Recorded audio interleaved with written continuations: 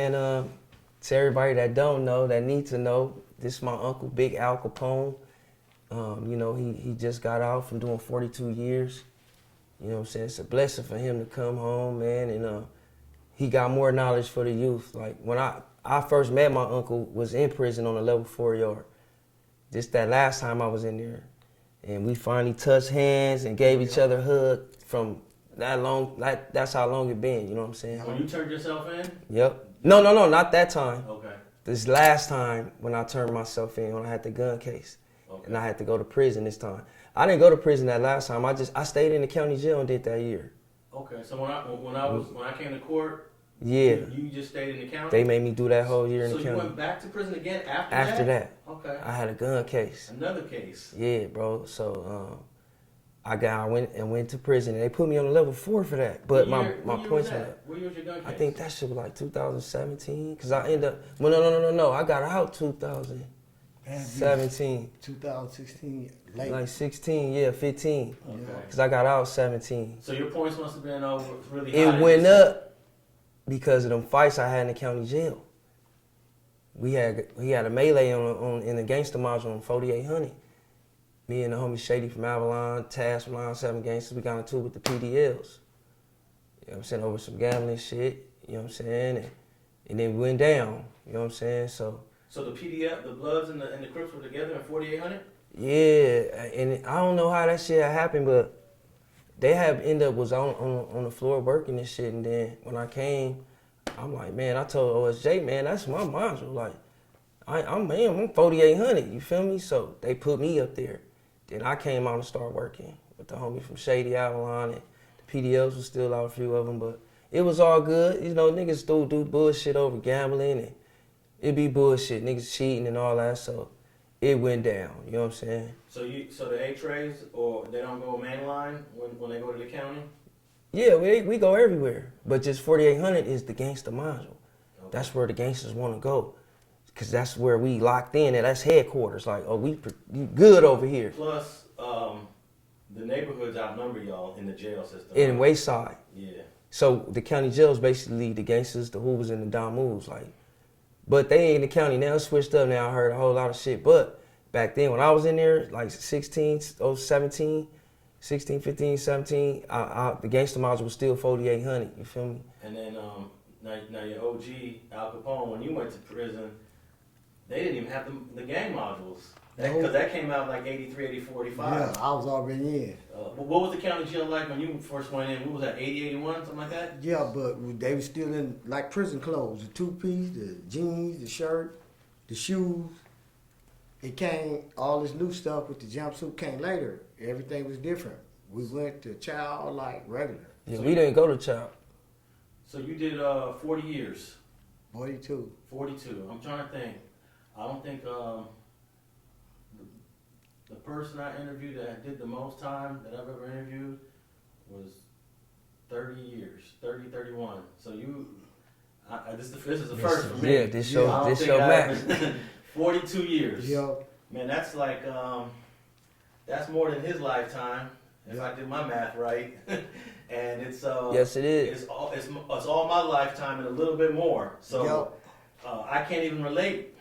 Both, you know, we too young to relate to what's it like to do 42 years, because that's basically our whole lives. Well, with me, I just dug in to do it. I was trying to be healthy and live long enough for the laws to change to give me a chance. And so happened, it worked out my way, exactly how I planned it. But along the way, there's a lot of people I had to help and try to keep myself right. But it took me a minute, because I was in there. It took me a minute to realize what I lost. When I realized what I lost, I went at that the same way I was going at things when I was in the game. Then I used my anger to help me go even harder, make me a way out. Just so happened it worked.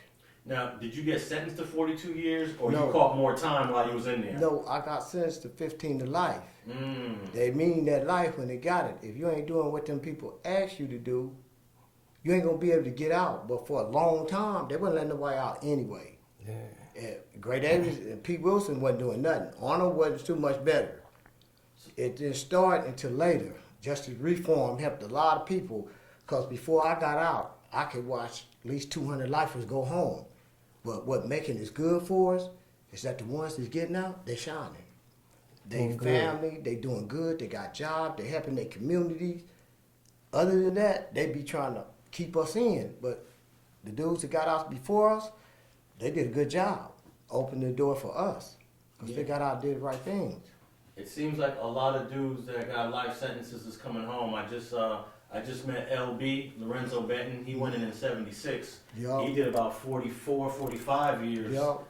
China Dog from Looters got That was out. my partner. He was just on the yard with me. Is that right? Yeah, when he went home, I'm like, dang, I was waiting on my turn. So China got out before you. He got out before me. Okay. So take me back to the 70s though. What was the gang scene like in the 1970s? There wasn't a whole lot of Crip on Crip fighting. So when you started hearing about that, that must have been new. So what was it like in the 70s? At least when you got into a fist fight in the alley, the next day you can live. We live with it. Win, lose, or draw. I lost my share up in the alley, knocked on my head, but we let each other live. Now you can't do that. You end up in a fight, you could be shot, killed. So it's kind of different, and then we was able to go a whole lot of other places, like you ain't allowed to go. That's why everybody trapped in the house on the video game. Man, we be on our bikes in alleys everywhere. Inglewood, Compton, on our bikes. Nothing happened. We gonna make it home. So before you went to prison, the 60s and the Eight Trays was cool. They was on the verge. It was finna go bad. I was in the beginning stage. It was finna go bad, and it went bad. And I'm assuming you knew most of the 60s. All of them went to school with them. Elementary, 4th grade, through junior high school, through the 8th grade. And then Mom moved us to Inglewood, but I still ran into them. So I know mostly all of them. You went to Horseman? Went to Horseman and 74th Street School. Yeah, that's our school. I lived right there on 84th between St. Andrews and Gramercy, all through the 70s. Did you have any friends when you were young that became 60s that you was tight with before the whole gang thing jumped off? All of them, damn near all of them. Cause I go over there every day. I get on my bike, my mini bike, and I go over there and hang out with them all day. When they found out I was from the other side, they like, damn, how y'all let him get away? But I lived over there. I just went to school over there. Them was my partners I hung out with. Spend the night over their house, eat with, play ball with. I was over there with all of them. So then once you go to prison, that war is in full effect. It escalated. And I'm sitting here, I'm losing on both sides. Because it's killing my heart to see this side die, and it's killing my heart to see that side die. So I'm getting it both ways, because I'm raised with them too. And I know they mamas, daddies, brothers, sisters. Are you seeing people coming to prison because of that conflict too? Yeah, after I got in, they flooded on both sides. It flooded. But once they got to prison, that drama pretty much Can't afford it. Nope. You can't be bickering, No, right? y'all stay on y'all side, we gonna stay on our side, and by the time we end up bonding with like Big Bandit from 608, and Lancaster, he was my buddy.